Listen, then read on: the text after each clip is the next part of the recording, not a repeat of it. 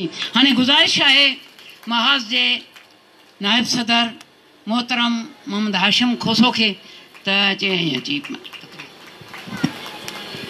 जिए हारी ऐं मजदूर जिए हाराणी पुरनूर पोरे अंदर सुबह शाम जिए सिंध जिए सिंध जिए सिंध मुझो भेनरूं ॿाहिरो जिए सिंध।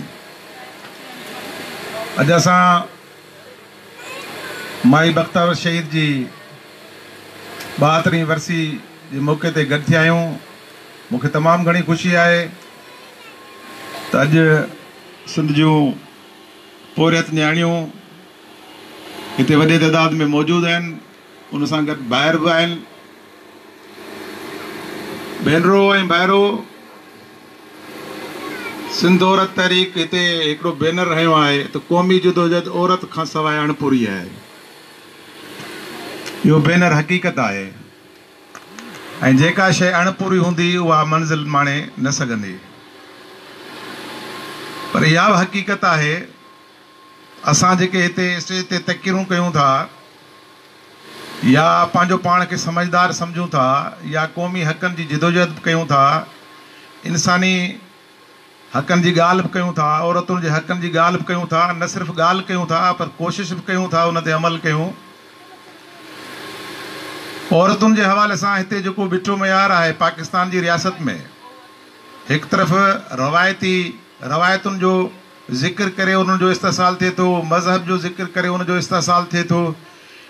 हिते त असांजो भेनरुनि खे ज़ोरी अगवा करे उन्हनि जो मज़हब तब्दील करे उन्हनि भेनरुनि जूं ज़ोरी शादियूं करायूं थियूं वञनि।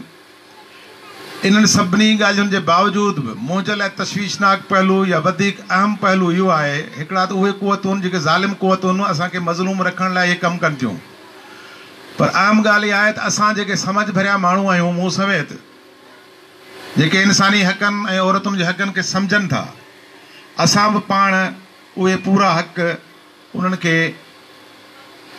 नथा ॾेई सघूं या नथा ॾेई सघूं।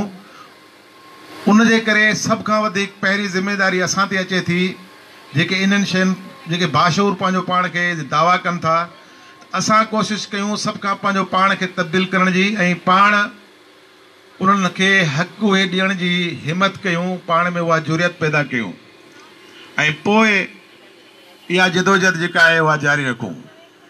सिंध जे अंदरि जॾहिं साईं जी एमसद क़ौमी आज़ादी जी ॻाल्हि कई, का क़ौम उन जे वजूद जे लाइ इहो ज़रूरी आहे, उन जा जेके 5 अंसर आहिनि, हिकिड़ो अंसर उन्हनि जो इहो आहे क़ौमी हीरा। ऐं साईं जी एमसद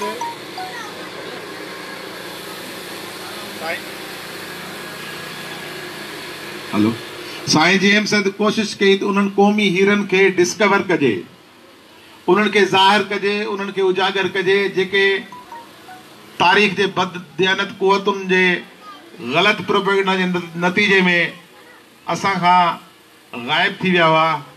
ऐं पोइ साईं सभ खां पहिरियां इहा कोशिशि कई ऐं सिंध जा सूरमा किताब लिखी, राजा ॾाहिर खां वठी दुल्हा दरिया खां कई, उन्हनि खे ज़ाहिर कयो।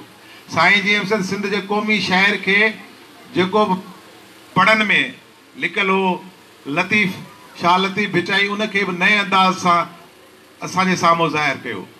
इहा हिकिड़ी ज़रूरत हुई क़ौम खे दुनिया जे अॻियां मञाइण जे लाइ, जेका साईं जी एमसद उहा पूरी कई त क़ौमी हीरो सिंध जी तारीख़ जा जेके हुआ उहे असांजा अॻियां ज़ाहिर कयूं।